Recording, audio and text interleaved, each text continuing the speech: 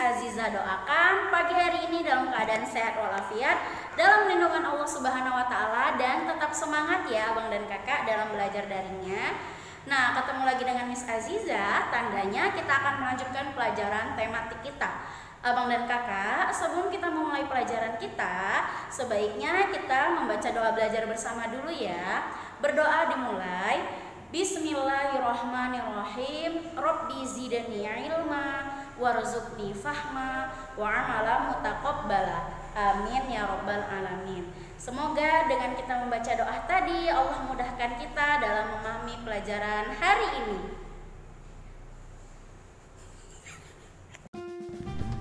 Oke Abang dan Kakak, kita akan melanjutkan pelajaran tema 7 kita, subtema 2, perkembangan teknologi produksi sandang.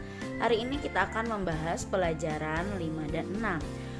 Nah Abang dan Kakak, misalkan membacakan tujuan pembelajaran kita pada pagi hari ini. Yang pertama, agar Abang dan Kakak dapat mengidentifikasi ide pokok dari teks dengan tepat. Yang kedua, agar Abang dan Kakak dapat mengidentifikasi bangun datar yang memiliki simetri lipat dengan tepat.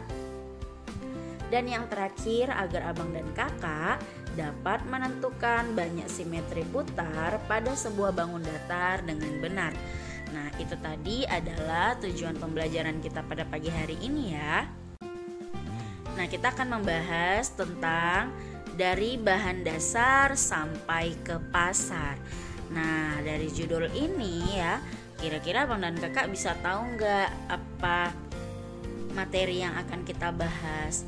Nah, berarti karena tema kita ya, subtemanya isinya tentang teknologi produksi sandang, berarti sesuatu yang kita kenakan atau yang kita pakai ya, seperti baju, jilbab, celana, dan lain sebagainya. Nah, kira-kira siapa saja yang terlibat dalam pembuatan pakaian kita ya Abang dan Kakak? Kemarin juga ya di materi yang lalu Miss sudah menjawab dan sudah menjelaskan bahwasanya pakaian itu ya, dari mana asalnya? Pakaian itu berasal dari 3 bahan alam. Ya, yang pertama ada dari, iya benar sekali, kapas. Yang kedua dari bulu domba, dan yang ketiga dari ulat sutra. Nah, kira-kira Abang dan Kakak ya, itu masih bahan alamnya. Nah, untuk dia sampai ke kamu menjadi sebuah pakaian, maka banyak proses yang dilalui. Nah, siapa-siapa saja yang terlibat dalam pembuatan pakaian? Di sini ada teks ya. Misalkan membacakan teksnya, kamu diwajibkan untuk menyimak dan memperhatikan. Pakaian berasal dari bahan dasar yang berbeda. Ada yang berasal dari kapas dan serat daun. Ada yang berasal dari bulu domba dan serat sutra. Bahan dasar pakaian banyak didapat dari lingkungan sekitar. Petani dan peternak menyediakan bahan dasar pakaian. Petani menyediakan kapas dan beberapa jenis daun. Bulu domba disediakan oleh peternak domba. Serat sutra disediakan oleh peternak ulat sutra. Keberagaman pekerjaan membuat hidup menjadi lebih mudah. Kita memiliki pakaian karena bantuan petani dan peternak. Kita dapat mengenakan pakaian karena bantuan pemintal dan penenun. Kita memiliki baju karena bantuan penjahit. Nah, butuh proses panjang kan Abang dan Kakak sebelum dia jadi kain ya. Maka pertama kali itu ada peternak dan juga petani. Seperti yang menjelaskan tadi, kalau petani ya, mereka menyediakan bahan alam dari kapas ya. Nah, kalau peternak ya, ada peternak untuk kain, ada peternak untuk bulu domba dan juga untuk ulat sutra atau kain sutra. Nah, setelah mereka menyediakan bahan alam itu, lalu diproses lagi ya kan, iya, melalui pemintal dan penenun. Nah, misalnya nih tadi ulat sutra itu, nah itu harus dibawa ke pemintal, dibuat menjadi menjadi benang ya dari pemintal, lalu dari pemintal dibawa ke penenun untuk dijadikan sebuah kain. Nah, dari kain ini ya, lalu kita membutuhkan tukang jahit untuk menjahit baju. Siapa saja yang terlibat dalam pembuatan pakaian? Nah, pakaian ini ya, bahan dasarnya dikumpulkan dan dibawa ke pabrik pemintal. Seperti yang telah Miss jelaskan tadi ya, pemintal memintal bahan dasar di pabrik pemintalan. Mereka memintal bahan dasar menjadi benang. Pemintalan dilakukan dengan mesin-mesin modern. Benang yang telah dipintal dibawa ke pabrik kain. Penenun menenun benang menjadi kain. Mereka menenun dengan mesin modern. Kain hasil tenunan dibawa ke tukang jahit. Penjahit menjahit kain menjadi baju. Mereka menjahit berbagai jenis baju. Mereka menjahit dengan mesin yang canggih. Baju yang dihasilkan dibawa ke pasar untuk dijual. Nah, kalau zaman dulu ini ya abang dan kakak ya, tidak seperti zaman sekarang untuk menghasilkan suatu baju. Kalau zaman dahulu ya, bukan Miss tidak cerita zaman sebelum ini ya, ini cerita zaman kakek nenek kita gitu. Nah, itu dulu ya, pemintalan dan penenunan itu masih prosesnya tidak modern ya, pakai kayu ya, lalu diinjak-injak ya kakinya gitu. Pakai tangan kita, kamu bisa cari bagaimana memintal benang ya di YouTube, kamu bisa lihat. Nah, menenun juga seperti itu ya. Kalau sekarang zaman modern sudah ada mesinnya yang bisa melakukannya hingga banyak. Kalau zaman dulu mungkin karena kita pakai tenaga manusia satu-satu, bahkan untuk menjadi benang itu 1 meter butuh waktu lama. Apalagi menenun ya kan abang dan kakak, untuk menjadikan suatu baju gitu ya, atau satu kain yang bermeter-meter membutuhkan waktu yang lama. Tapi sekarang sudah ada alat yang modern mesinnya. Begitu juga dengan menghasilkan suatu baju.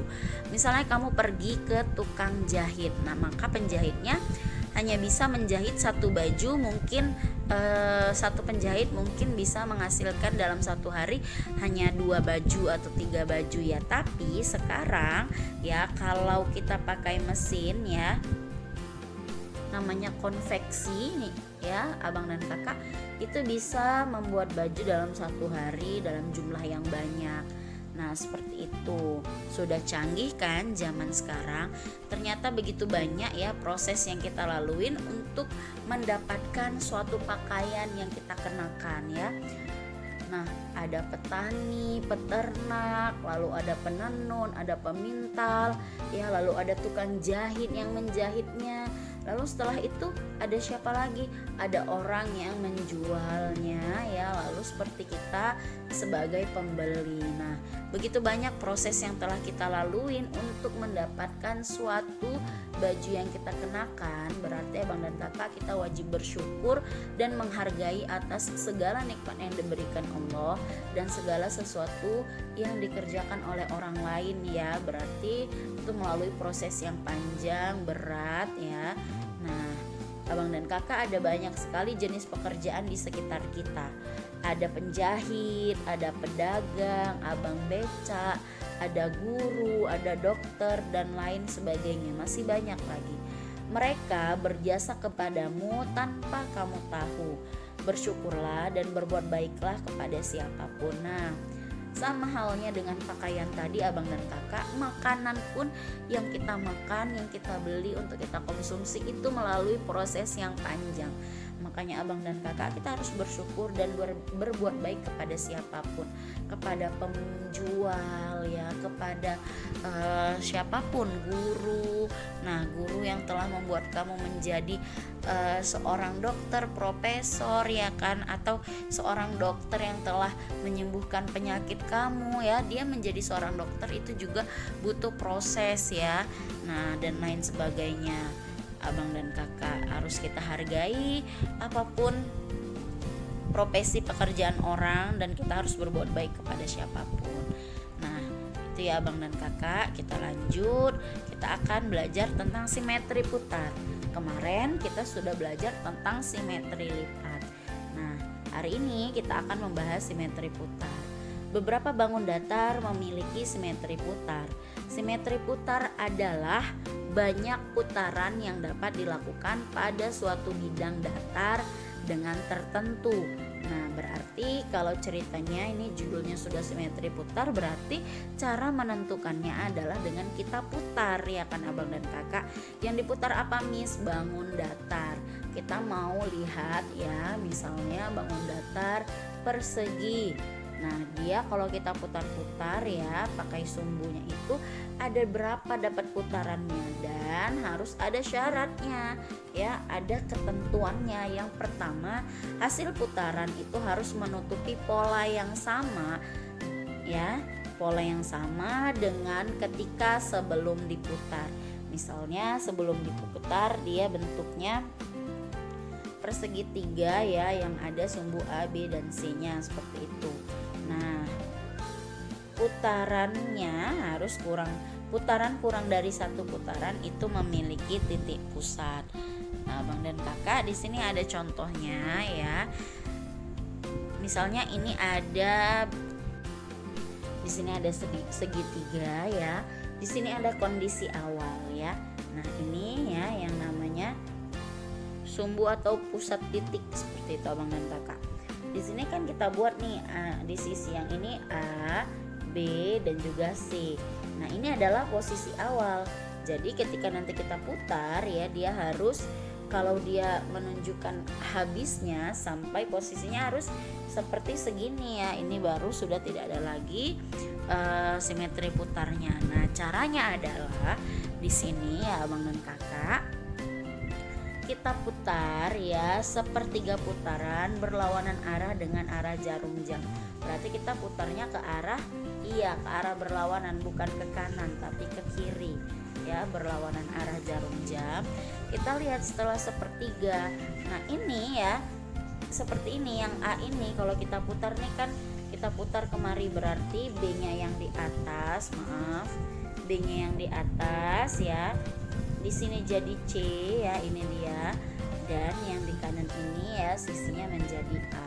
Setelah kita putar, kalau memenuhi semua putarannya itu dapat dengan baik ya, berarti itu dapat satu simetri putar. Nah, lanjut ya.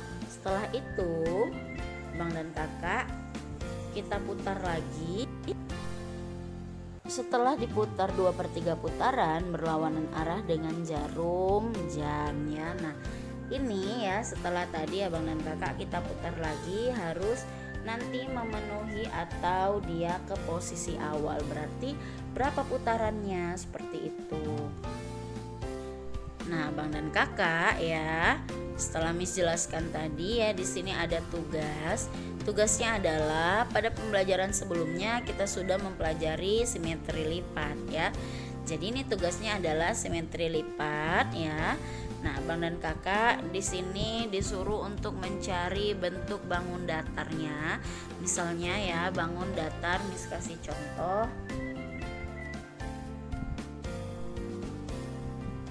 Bangun datar apa? Misalnya persegi ya.